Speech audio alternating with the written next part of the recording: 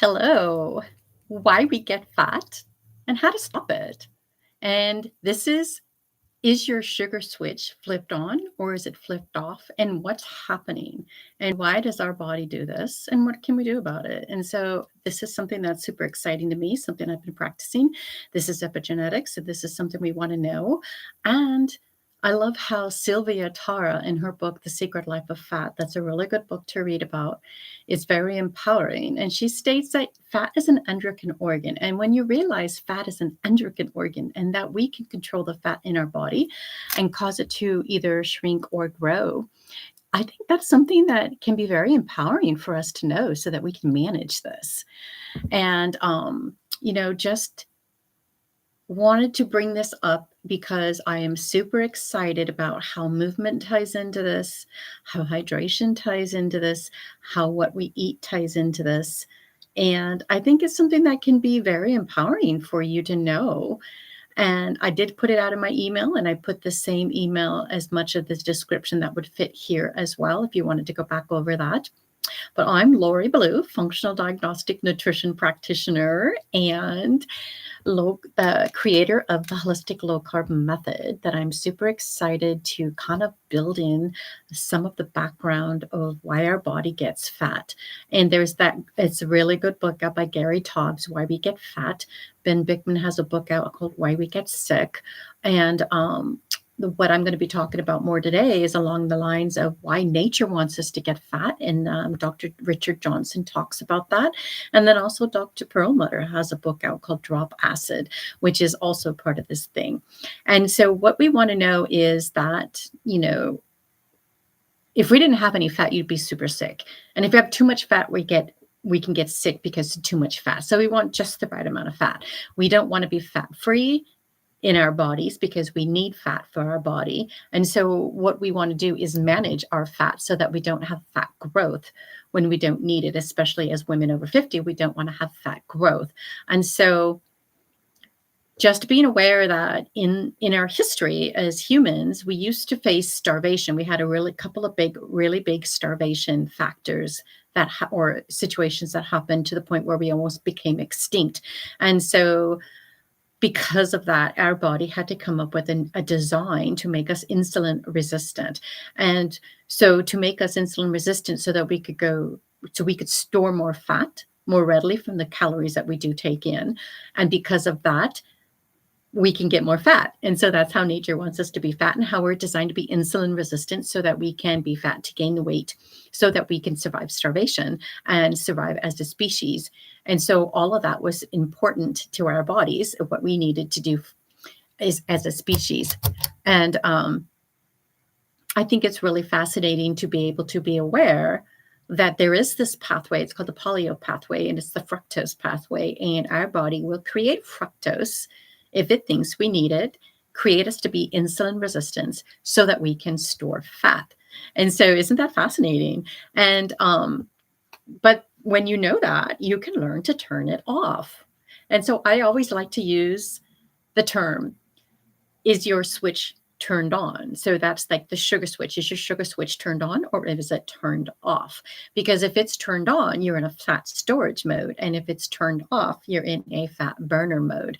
And also another thing to look at when you're thinking about that is this is also where you can turn off the disease-causing genes in your body, because the problem is when this sugar switch is turned on and left on in insulin-resistant state, then we are in a growth state. We're growing all the time. Our body had designed us or made us become more insulin resistant, which is the uric acid pathway that is turned on because of the fructose and the sugar in the diet, not because of fat and not because of protein, but because of sugar in the diet, fructose in the diet, to help us get fat so that we can survive. And so just knowing that, we can then be empowered to turn off this switch.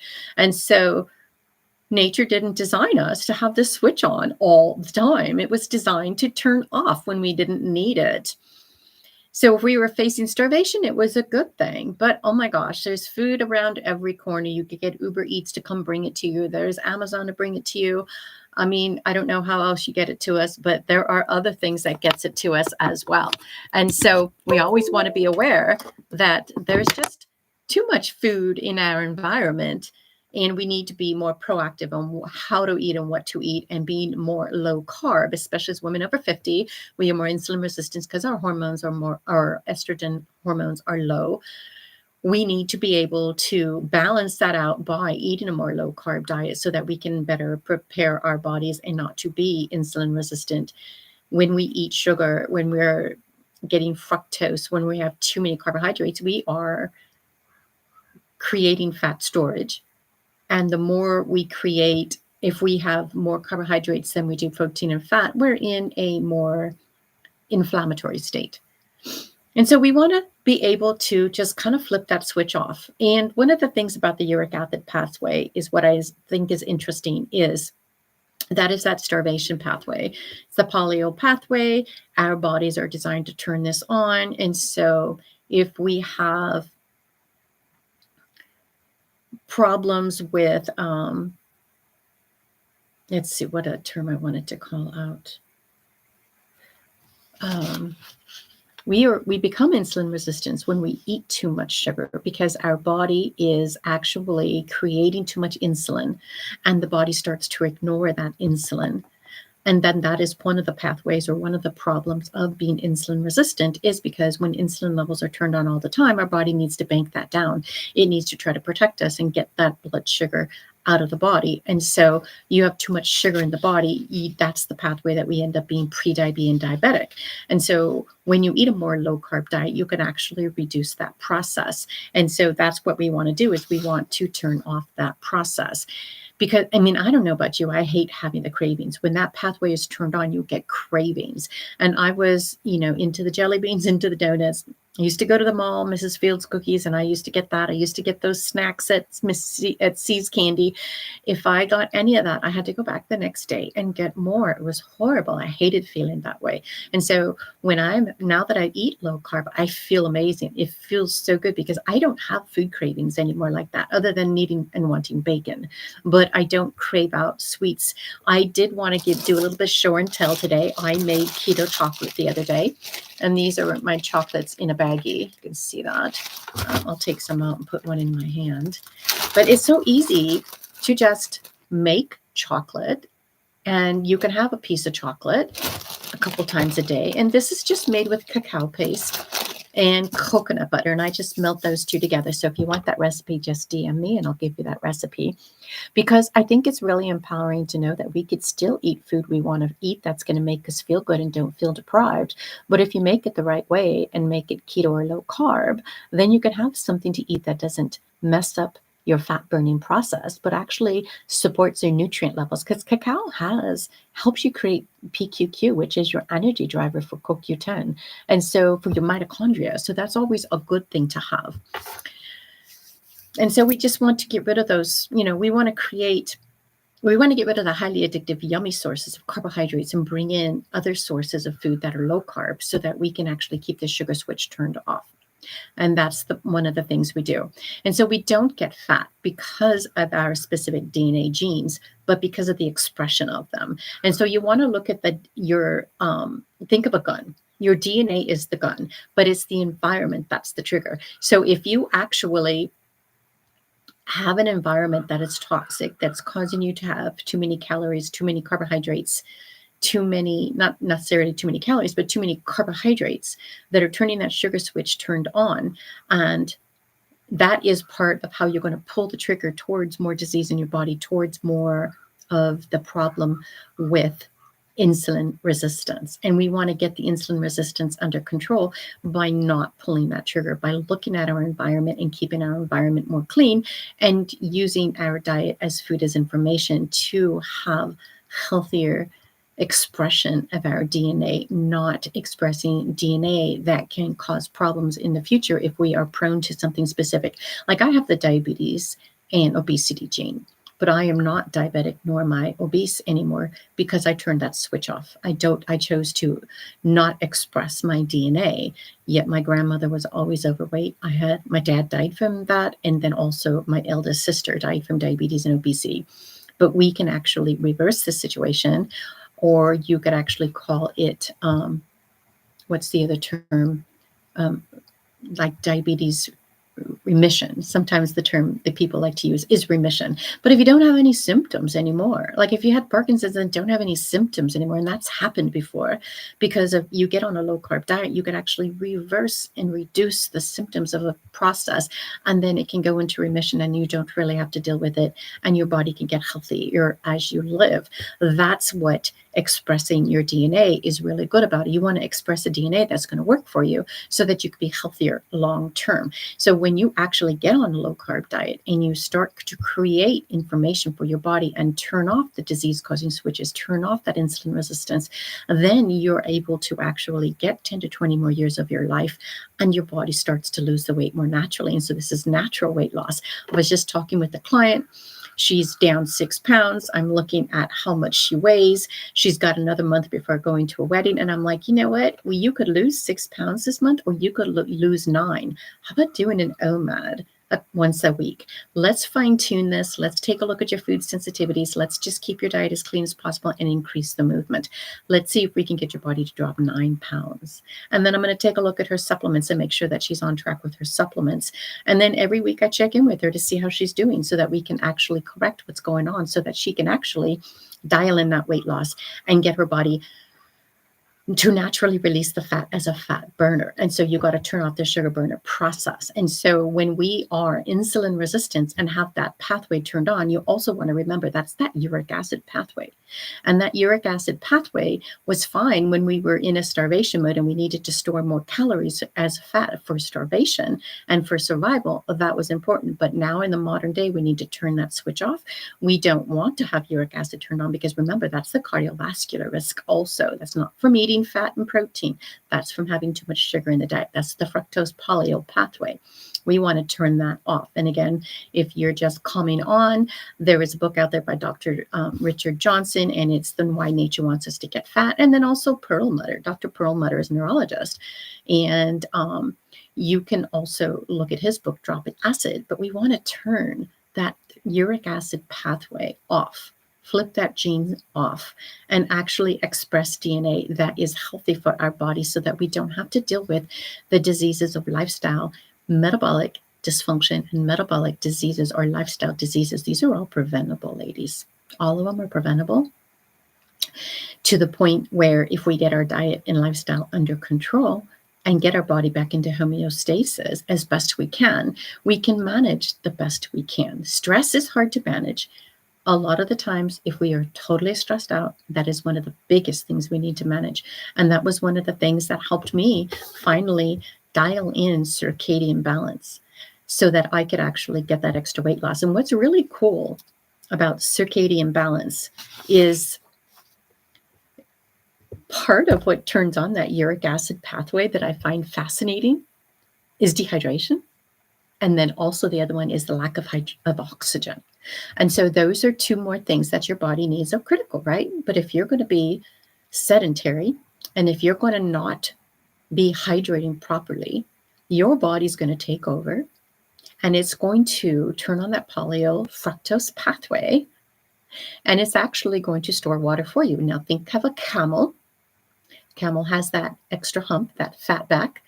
And what that is fat storage for water and hydration. And so we can do the same thing in our bodies. We could actually create more fat, store more water, because if our body isn't going to get water, it's going to try to keep the water that it needs and then utilize it, and it might store fat for you to make water. And so that's using, again, the fructose pathway. And it's super fascinating to know that we just want to hydrate more. Now, it's not hydrating with fruit juice or soda or sweet drinks, because if you drink those, you will have obesity. Think about the southern countries that are having an obesity problem. And there's a lot of diabetes there because one of the things they will drink is the soda pop and a lot of fried food and a lot of processed food, and then not get the right nutrition, ancestral nutrition for the body. And so the insulin switch is turned on, the polyol pathway is turned on, it's creating obesity. And when it creates obesity, you're set up for prediabetes and diabetes. And so this is not just about weight loss. I'm not just about weight loss. My holistic low carb method is to get you weight loss naturally as we rebuild your body and put your body back together again like Humpty Dumpty, so you can reclaim the second half of your life and have the best half of your life. and like my client, get out and buy a new dress and go to a wedding and feel beautiful because she feels confident, she's losing weight, she feels good, everything's working, her energy's better, her sleep is better, and her body is working the way she needs it to. So I'm super excited for her. And so, it's our job to keep us healthy. And if you're coming on late again to this day, I wanted to tell you again about fat as an endocrine organ. And so Sylvia Tara talks about this in her book, The Secret Life of Fat. So it's super empowering to know that you might not have enough fat and you could be sick, or you can have too much fat and then be sick because of that. But what we want is just the right amount of fat. And so it's not about being fat-free in our body. And we don't want to eat fat-free, because if you eat fat-free, we actually don't get the nutrients that we need. And if we are too fat-free, we actually have a gallbladder that won't function, and we'll have cholestasis, bile stagnation. And if you have bile stagnation, you don't actually break down your fat and your protein. You're not actually digesting your food that you're eating. And there can be stagnation in your intestinal tract, which I'm seeing in some of the labs that I'm running. And so that's really powerful to see all of that. And so, and it's not just about keeping our carbs low, but also eating the right type of carbs. And it depends on if you're insulin resistant too, because the thing is, if you're eating food that's, maybe you're doing really good during the day and you're having a snack later in the day and you're going to do some fasting. But what does the inside of your gut look like? And I know you don't know unless you run a lab, but this is something that I saw, is that there can be immune antigen response in the body because of food sensitivities. And if you continue to eat the food sensitivities and have an immune activation going on in your body, you don't want to have those foods that are going to cause, it's kind of like fuel on the flames. If you're adding fuel on the flames from foods that you're sensitive to and you're still eating them, and that can be sugar in the wheat and even the dairy, those foods can cause your body to be inflamed. And so we want to actually lower those as well because of that. And so,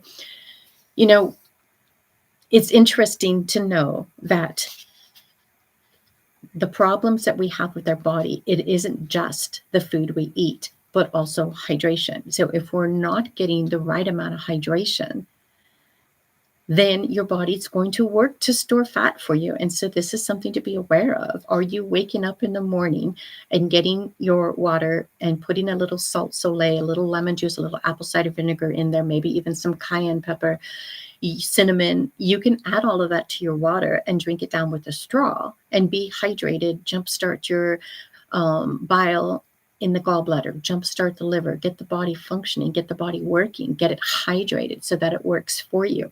So download my belly fat hacks in my bio, and all of this is laid out in there, the 8 essential facts for hacks for you for stubborn body fat as a woman over 50 that you want to start focusing on every day, so that we get the hydration.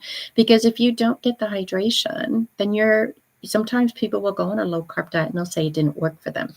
Well, what is it that's not working for you? What is it that you might need to do? It could be that you don't want to eat a lot of fruit now, but maybe you could eat more fruit when you're in maintenance stage. But basically, we want to keep our carbs low, eat fruit minimally, and eat per our circadian rhythm. And then when we do it that way, sometimes we can feast and then fast, but we want to control this process to eliminate obesity and diabetes. And when you control it and know how to do it, it becomes easy and second nature. And so, like, my brother was my first client, and one of the things he had going wrong with him was that he was diabetic, because that runs in the family, of course. It runs in the human race, but some people are more prone to it than others, especially like the Pima Indians. There's a group of them that are obese and a group of them that are not, and it depended upon what they ate. And so if you take out the food that is wrong for your body, foods that raised your insulin levels and turned on that polio pathway that caused the uric acid pathway to be turned on, if you turn that off, you can reverse your risk for diabetes. You could actually get into remission. You can not have any symptoms for diabetes. You can actually turn that switch off. And so that's what Mark did, got down into like 175, is now more active, 10 to 20 more years of life, reclaim the second half of his life so that he can live active and feel good about his body. Those are the things that we want to do. It's our job to keep ourselves healthy, but it's the body is trying to do a job to keep us alive. And so we kind of have to balance that. And so if we're not drinking water and we're dehydrated, your body could make more fat to help you store water in your fat. And so the other thing that it does is oxygen. So if you're sedentary, you're not getting movement, your body needs oxygen. And so to get more movement, what you want to think about is how can you get outside and get more movement? And how can you get movement throughout the day to create oxygen? Because again, if you don't get the right amount of oxygen in your body, and if you become sedentary, what's going to happen is you're going to lower your insulin rate, you're going to not have as good insulin signaling in your body, because one of the best things you could do after eating is get up and go for a walk so that you could actually burn through the glucose in your body and lower your insulin resistance, your insulin that's rising in your body at that point. So you become more insulin sensitive. And so one of the things I did after lunch today was just take a sprint just to burn up some of the glucose, because even if it's just meat and vegetables, I'm still raising my insulin levels and there's still glucose in my blood. And so I wanted to burn through that and activate my fat burning process. And that also gives me more oxygen. And as I was excited to find out that that's one of the reasons why movement really makes a big difference for us. If movement is, it's not necessarily calories in and calories out. Sure, you can't eat 3,000 calories and lose weight. You could probably keep that to protein and fat and build muscle, and men do this very well, but women have a harder time of doing that. If we're trying to be in a weight loss situation, we want to actually utilize and hack the body as best we can by making sure our insulin levels are low, making sure we're hydrated so we're not storing fat, making sure that we have enough oxygen and that we're getting movement so that we have more oxygen so that we can actually turn on the fat burning process and keep ourselves in a fat burning process and not in a fat storage mode. So we want to be able to get our body running like a smooth machine, like a Ferrari, rather than say like a Ford found dead on the road kind of situation. We want the body to work. Your fat is an endocrine organ. It's sugar, lack of hydration, and oxygen that can create fat to grow. And the other side of that is toxin buildup. If our bodies are continually being filled with arsenic, aluminum, toxins, BPA, plastics, endocrine disruptors, your body's going to build fat to store all of those toxins. If you don't have a lot of fat, if you're not a person who builds up fat, you may actually store this in your brain, which is even worse. And so actually it can be very productive to get fat, because we can actually store our toxins in our fat, but we want to release them. We want to bind them. We might need to get on some binders to get rid of the toxins in our body. And so we want to look at this whole thing as a metabolic dysfunction. And turning on that fructose polyol pathway that turns on the uric acid pathway, we want to stop that from happening. We don't want to get a lot of fructose in our diet. We want to reduce the carbohydrates. We want to make sure we get in oxygen, and we want to make sure that we're hydrated. And those things can be really easy if you focus on it, because download my Belly Fat Hacks workbook. It's now called a stubborn belly fat for women over 40, but it's the 8 essential hacks to actually reducing the body fat in the body. And I changed the name because it is, overall not necessarily belly fat. We create more belly fat because we need to store toxins and hormones in our belly, but we want to lose weight overall in our body. And so it can be stubborn weight because we don't know that we're insulin resistant, and we don't know how to manage insulin resistance. The reason we gain more weight when we lose estrogen as women over 50 is because of the insulin resistance. And so when we find out what's causing us to be fat, and then realizing that fat is an endocrine organ, we can actually turn that off and control it and control our fat. And so we don't have to choose to get fat if we don't want to be fat. We just need to know the steps of why we're getting fat. And so those are the things that I thought was really fascinating. I also, from my perspective as a functional health practitioner, and someone who is on a low carb diet and fighting obesity and being in a state where I am keeping my sugar switch turned off so that I so I can keep the 100 pounds off that I lost, keep it off and not get disease turned back on in my body, because that's my goal now, is to build muscle and keep myself from having disease and to have longevity as I live through my 60s and into my 90s. And I want my body to be working. So when you're insulin resistant, when your sugar switch is turned on, that is metabolic dysfunction. We can control that and turn it off. All those are all lifestyle diseases. And one of the problems I hear people say that they can eat stuff in moderation. Well, if you're eating something in moderation and you have a food sensitivity to that, then that can actually cause your body to be inflamed all the time. And if you have inflammation, you're going to be storing a lot of water weight, and you're going to be in a raise your cortisol levels. You're going to be hormone unbalanced. You're going to have detoxification issues when you have food sensitivities, and you're going to be turned on for autoimmunity. And so you don't want to you want to be aware what your food sensitivities are and stop eating them for 3 to 6 months to get your body to repair itself and to stop the inflammation. And so then, you can then try that food back in and see if your body wants you to eat it. If you're wheat sensitive, you want to know that, because if you eat wheat, you will have that inflammation turned on all the time. You want to make sure you turn it off so that you don't have an inflamed state. If you have asthma, that's super critical to find a food sensitivity test so that you can actually turn all that off, because that was my problem. I had food sensitivities to wheat, dairy, and then I was highly sensitive to sugar. It turned on my sugar switch really quickly. I would get brain fog all the time. I didn't want the brain fog. So the way to get rid of the brain fog and increase energy, to turn off those cravings and turn off those hunger, is to turn off that switch. That uric acid pathway is designed to send us out to look for food, make us hyperactive, and make us crave food, raise our appetite, raise our cravings to go out and get those foods.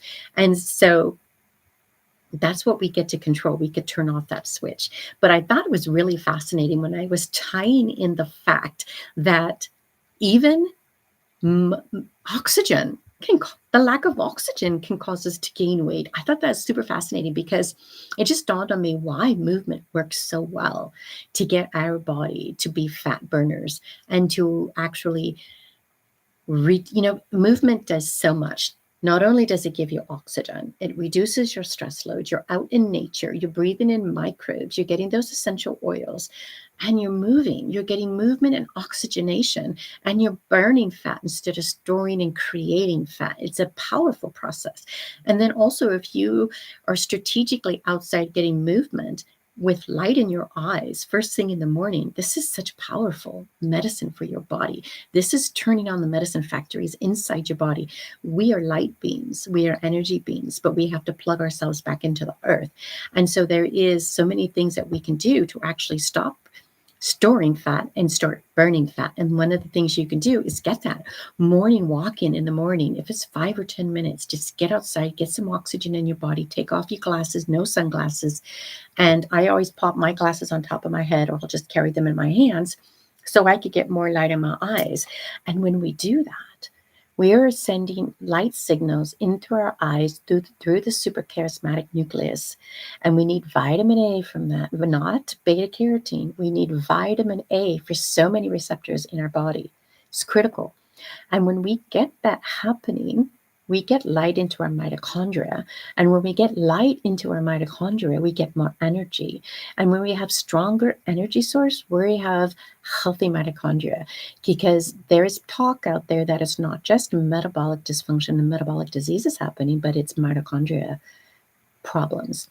When we have sick mitochondria, we're going to have a sicker body if we're not managing our mitochondria, because we're more mitochondria and microbes than we are DNA from human DNA. And so we need to be able to make sure that they're healthy.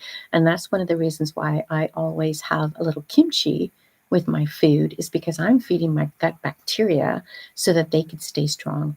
I'm having olive oil straight up from the bottle, good fresh pressed olive oil for polyphenols to help nourish my gut microbiome and to have stronger mitochondria. And that's what light can do for us too. And so these are all the factors that go into keeping us as fat burners. And so we do not become insulin resistant, that we want to make sure that we're on a low carb diet. As women over 50, we have low estrogen levels. Even if we're adding it back in, we're going to be more insulin resistant. And we want to be able to manage our fat growth, turn the fat process off, turn on fat burning process. And yeah, we do want to increase our muscle mass because we want to have longevity. And so when we build more muscle, we become less insulin resistant as well. So we want to do that. I don't do it a lot, but I'm getting enough muscle definition that it's starting to show in my shoulders and my arms. And so I'm super excited about that. And the thing I was saying earlier, I don't think I finished my thought, is that when we're insulin resistant, we don't want to eat in moderation, because if you have insulin resistance, your fat storage is turned on. And so if you're eating these snacks on a regular basis, thinking it's okay to have a treat, maybe it's not okay to have the treat because you're being a fat storer.